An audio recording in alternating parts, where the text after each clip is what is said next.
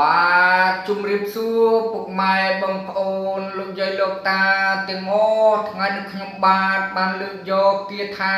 កាត់ចំណងកប់រូបក្នុងដីមួយមេដើម្បីយកមកចែករំលែកទៅដល់ពុកម៉ែបងប្អូនលោកយាយលោកតាទាំងអស់យកទៅសិក្សារៀនសូត្រណាគាថាកាត់ចំណងកប់រូបក្នុងដីនេះណារបៀបប្រើប្រាស់ណាបើសិនជាពុកម៉ែបងប្អូនលោកយាយលោកតាទាំងអស់ណាត្រូវអំពើអំពាន់ខ្មោចព្រាយបិសាចអាបធ្មប់របស់គេធ្វើឲ្យយើងឈឺណាយើងអាចយកគាថានេះណាមកសរសៃផ្លុំដាក់ទឹកយកមកពិសាឬក៏ធ្វើទឹកស្រោចខ្លួនឯងទៅណាដើម្បីកាត់ផ្ដាច់ចំណងសិលណាដែលគេចងមកលើរូបរបស់យើងនឹងឲ្យវាដាច់អស់អញ្ចឹងពុកម៉ែបងប្អូនលោកយាយលោកតាទាំងអស់នឹងបានជាសះស្បើយឡើងវិញហើយណា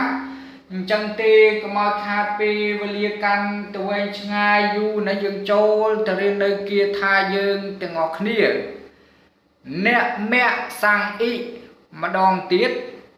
អ្នកមគ្គសង្ឃអ៊ីអញ្ចឹងពុកម៉ែបងប្អូនលោកយាយលោកតាទាំងអស់យកទៅសិក្សារៀនសូត្រតាមការគួរចោះណា